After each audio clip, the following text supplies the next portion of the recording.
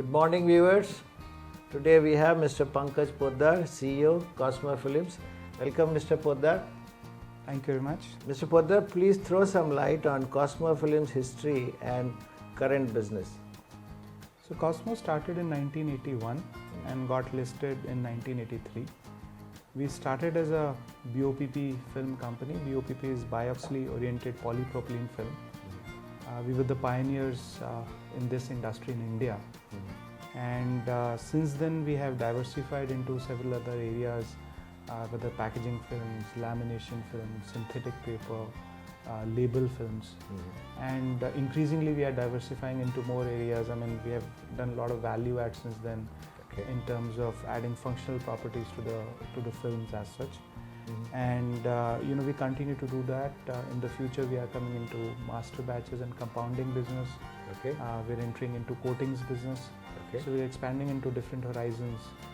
We're also looking at other businesses to grow as such. So we are roughly 2,500 crore company right now. On rolls roughly 1,000 people. And then there is a temporary staff of almost 1,500 people. That's huge numbers.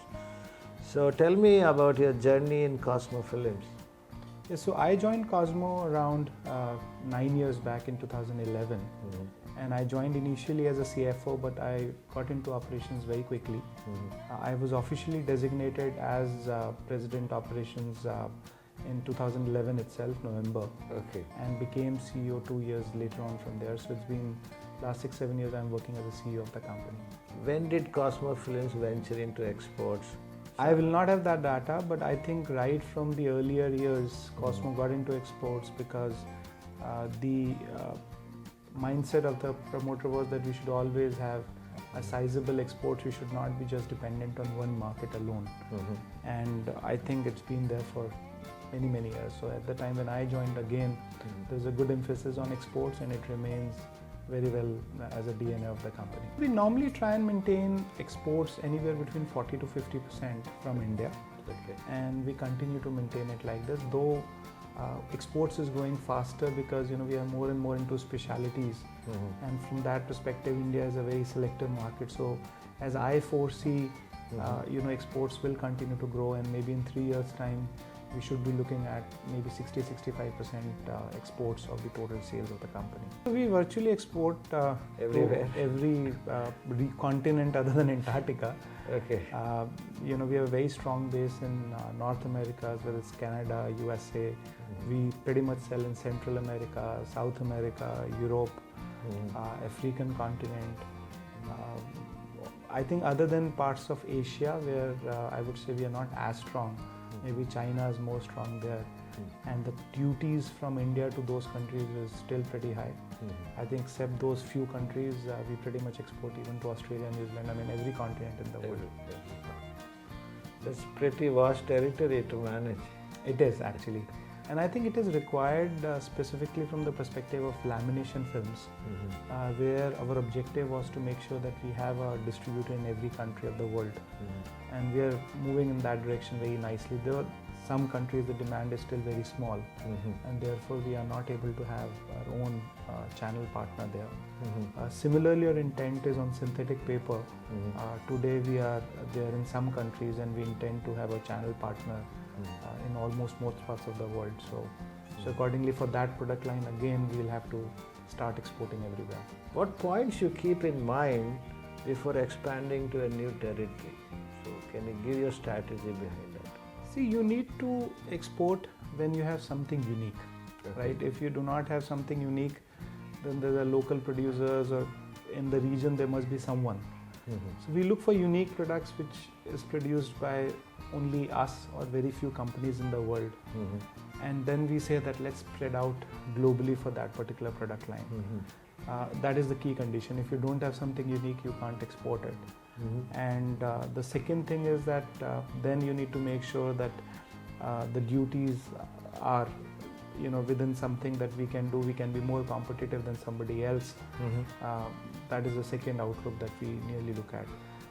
Now when it comes to some other films where the margins may not be as high as let's say some other products, or let's say they're semi-speciality kind of a category, then we restrict ourselves to the areas where the duties are not so high. Okay. But normally, if you have something special, then we try that the whole globe becomes our market rather than a specific area. It always starts with product and the market.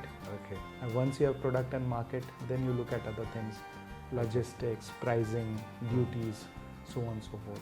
So we are a very research-oriented organization. We keep adding functionalities to our product. We keep bringing new things to the market, and that gives us an advantage to become a global player. So we have many products in our pipeline or in our product line that we are far ahead of our competition and therefore able to export. Okay.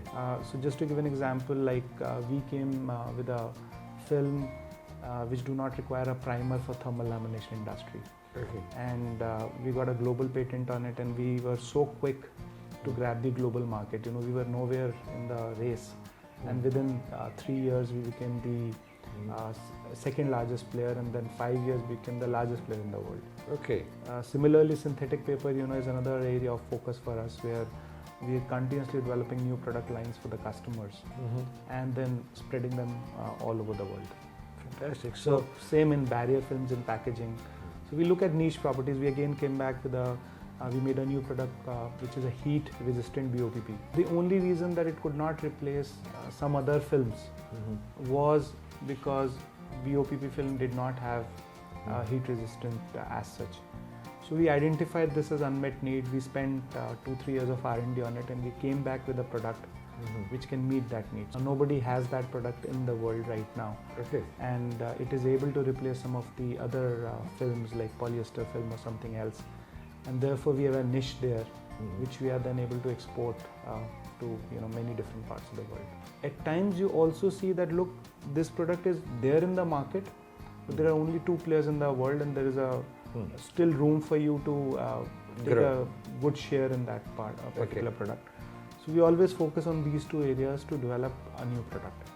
Okay. Yeah. And how do you figure out the profitability part? I think if a product is there, then there is obviously pricing around it. Yes. And you are able to see that what pricing it is getting sold, and you always try and focus on the products where the existing pricing is quite decent. But when you make something new, then you really see what the customer can pay for it. Okay. Right? What is the alternate they have? Yes. And what is the pricing for that alternate per square meter, per kg, or whatever is the unit for it. So you always identify what customer can pay, and then you accordingly price your product. What are your views regarding the importance of market research, market intelligence in the growth of a business? So I think when we start something new project, at that stage market research is very critical. So like as I said, that we are looking to get into compounding business. So we really need to understand that how big is the market, what are the price points, what are the profitability, which companies are big, what is making them bigger, which companies are not able to do so well, because every area you have some laggards and some companies doing extremely well. So I think those areas it really helps. But even in a day-to-day business, market research is very critical. You always need to know where is your market, where can you find a new product, where you can find a new raw material. So market research is an ongoing thing. Yeah. I think you need to do on an ongoing basis. See, information is money. Yes. Information is the new oil. Right. So I think there are plenty of examples in my past. One interesting example. When I was in Delphi, we used to be a profit-making company. And then last 3-4 years we became a loss-making company. Okay. And I became the CFO. Okay. And my first job was to really see that why it became a loss-making company. Okay. Right. And the very basic thing we did is that when we were profitable, why we were profitable, and we were loss-making, what were the things that really resulted in a dip in performance. And we could clearly identify that, look, raw material cost went up, we could not recover from customer. In some areas we were not doing as per standards. So that was information, and we acted upon it, and I think within a year we got great results out of that. Okay. Right? But in today's world, everybody really wants to know what's going on, right?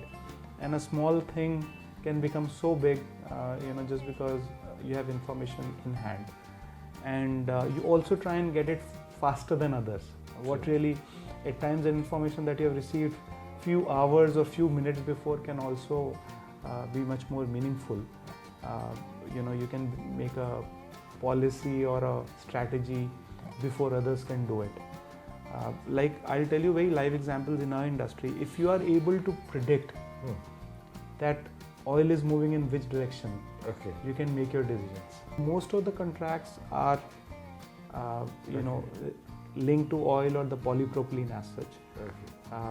But if you know this information faster, maybe you can increase your purchase, build up some raw material inventory. If you know that some particular refinery is about to, petrochemical company is about to close, prices in general are about to go, so you need to make sure that you have enough stock in hand to carry through this. Got it. So there's plenty of, this is just Plenty one of example. opportunities. Plenty of opportunities in different areas. Fantastic. If you know that one of your competitors has some problem, Mhm. you can take some advantage, make sure that you are the first ones to take that particular market share. Okay. So information really helps.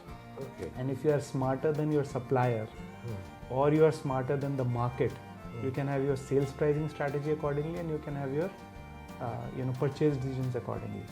So today information is money, I would say. The stronger network of information you have, the better you can do. This is nice insights. Thank you, Mr. Pankaj. Thank you.